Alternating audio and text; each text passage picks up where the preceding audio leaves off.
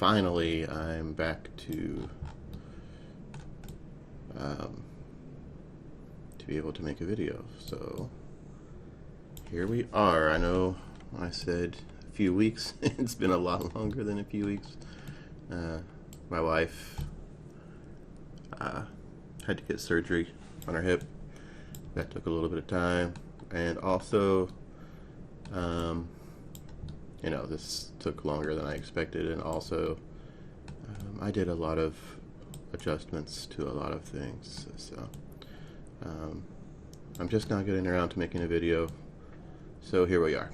So one thing I did was I decided to not do the full 3D blocks, and what I did, and I just said, wow, it'd be so much easier to do it this way, was I just took the flat 2D images, and most of them I cut out so that only the top part of the image is all I needed, and I just angled that at 30 degrees. So there's that. That's basically what it looks like. And this is Lockish Village. This is the village. You start out. This is your home village.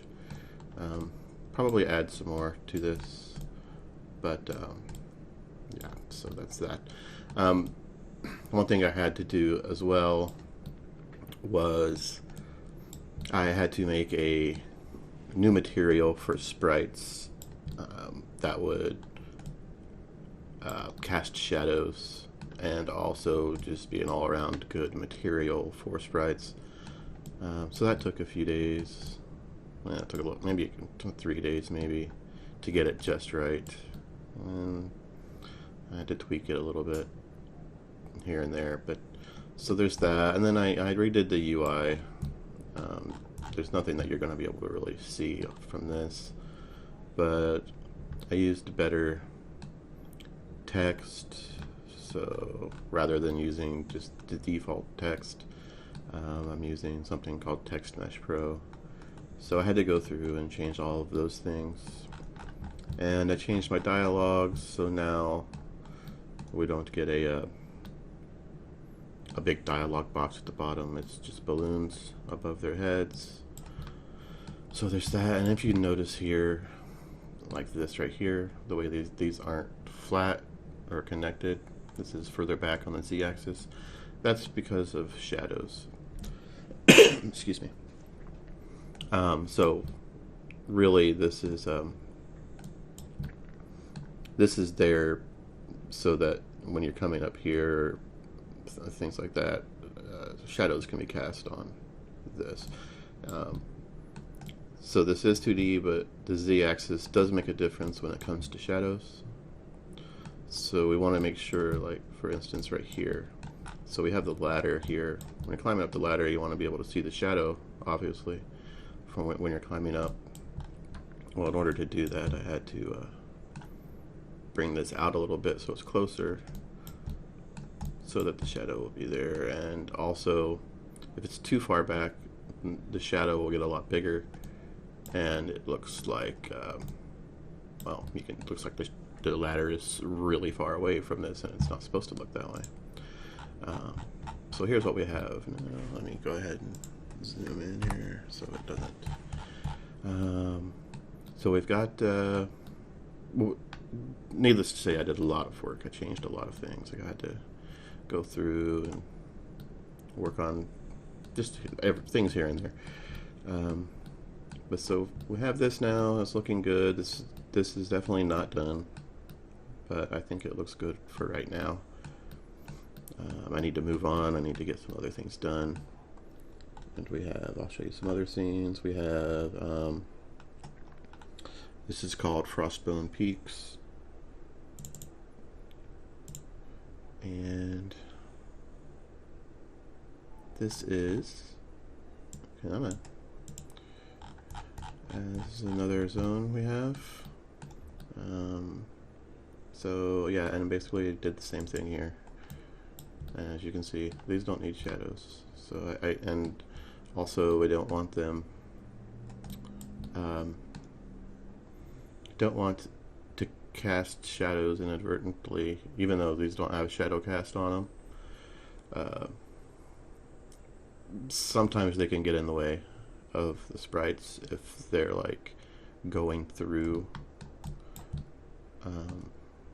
the slope or the angle of these, so I just keep them away from the part that you walk on. And the easiest way to do that is just to move them back, because when the camera is orthographic, you can't tell the difference. So so there's that. And so we have Frostbitten Peaks here. I'm definitely going to change these mountains. I haven't. That was one thing I was going to do, and I will definitely do that later. But for now, there's that. And this is it. You don't see any enemies, of course, because they get spawned procedurally. They're timed. All the mobs in the game are timed. Kill them, they'll respawn. They have different timers. Your average mob will be between 6 and 8 minutes to respawn. So there's that. Let's see, and we have. Let's go look at one more. This is the dark. This one has been.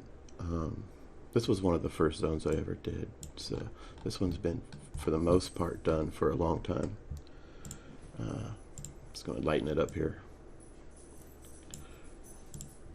So this is the dark, and again, did the same thing. You hear my dog's hear my dog's collar rattling probably. But again, so we have these at 30-degree angles.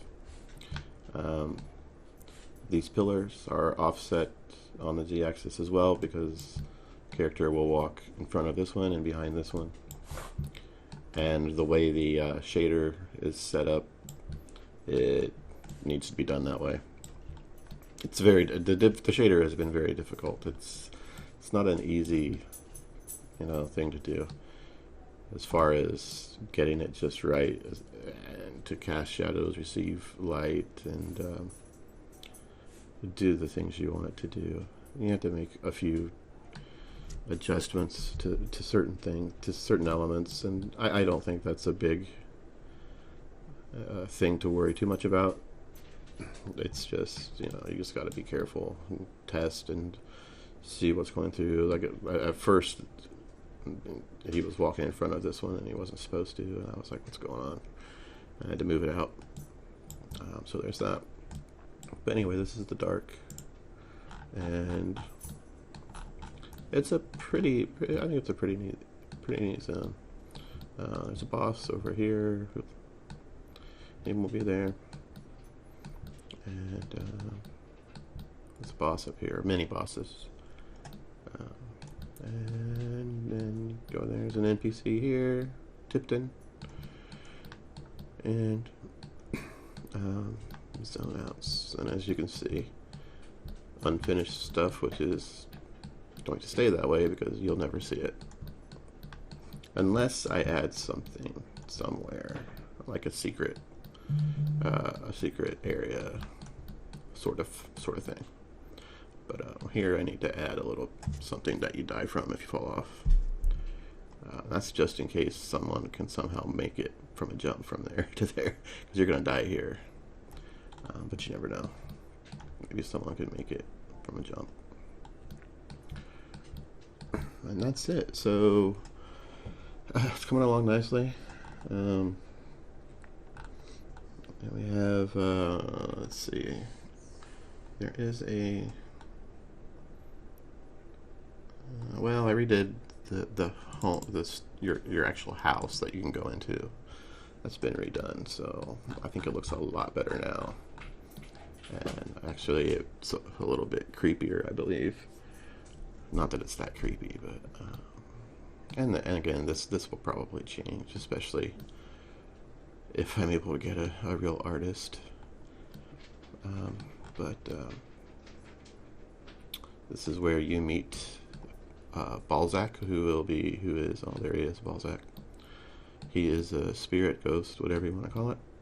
And he comes down and talks to you about Veerberg and sends you off on your way, even though you don't really want to do it. You end up becoming curious. It's a pretty good story. I'm pretty happy with the story. I like it a lot, and this zone, the camera doesn't move with this zone because it's just one room, so you just, you're here. So it doesn't really matter. None of this stuff over here matters. You're not going to ever see it because the camera will stay fixed right here. And that's all I have for now. I mean, I made a lot of changes. I made a lot of adjustments. It's been a lot of work. I've been working a lot. And I'm just now getting into this video, and I believe that wraps up most of what I wanted to talk about. I know, and the important thing was I wanted to talk about getting the shadows done. We can run it once. Let's go ahead and run it. I'll just go to start scene. One thing I did was added the start menu thing here, so now you have options. Probably add some more options to it because it's really nothing there right now except for just screen size and graphics quality. You won't really be able to tell in the editor, so I'm not going to mess with it. But I'm going to start here. And we can see the shadows. Oh, I was already here in the dark. Oh, I need to go back and change the lighting there. Excuse me again. Yeah, the lighting. Forgot to set it back. But we want it very dark. Okay, now we'll go back to start scene.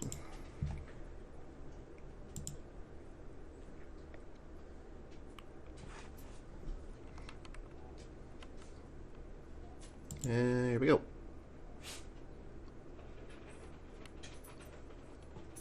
Alright, and we have a frames per second counter over here.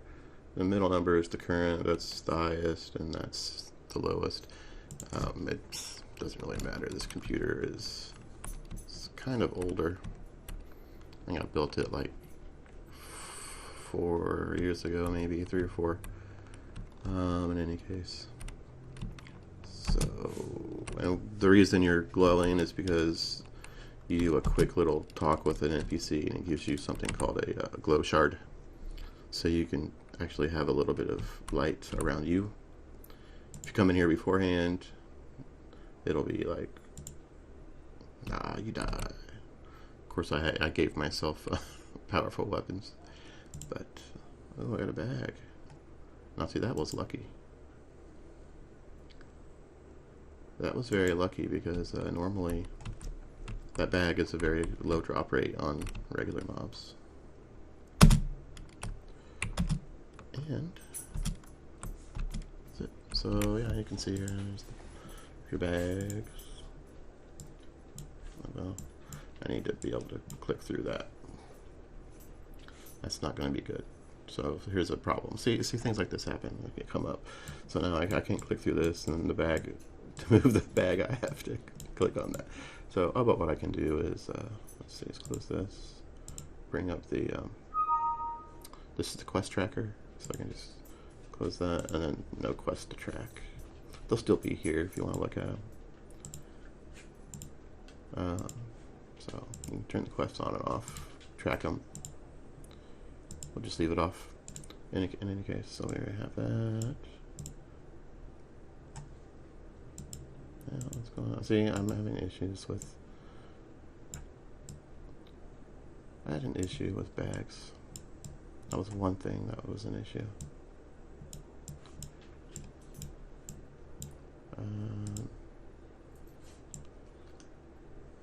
Let's see.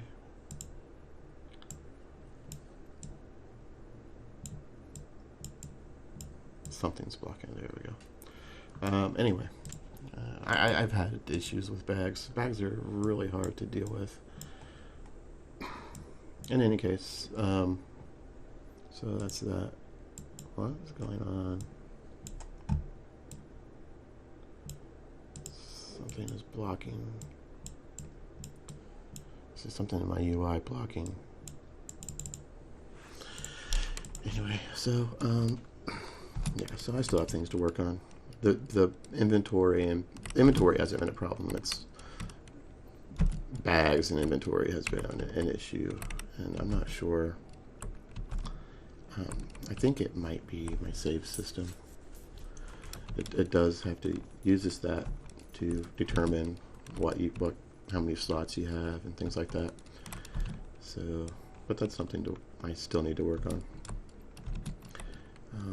In any case, so here's the exit to Hawkish Village. And again, I'll have to set the start point over here because I changed it. I kind of expanded the village a little bit. It did start here. The door was about right here. Now it's over here. That's fine. And guard wells. Talk to the NPCs. Come over here. Click on the NPC. If you go to get near the NPC, they'll usually say something random or something. But when you click on them, that's when, if they have an asterisk, or not an asterisk, but an exclamation point above their head, then they'll have a quest or something to say. Since you're going into the dark anyway, how about doing some work for us nobles? I'm just going to say, I'm going to change this to, this is going to be just a window that comes up. I don't like the way this looks. I don't like this. Okay, I can do that. Oh, I can do that. What do you need? Goblins inside the dark are a growing problem. They're crazy. They think they're trapped in there, and only people's skulls will get them out.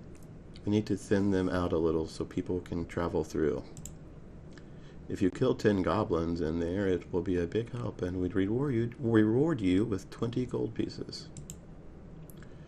And no thanks, I don't want your blood money. What gall you have to refuse our generous offer. Anyway, so there's that, and then jump up here.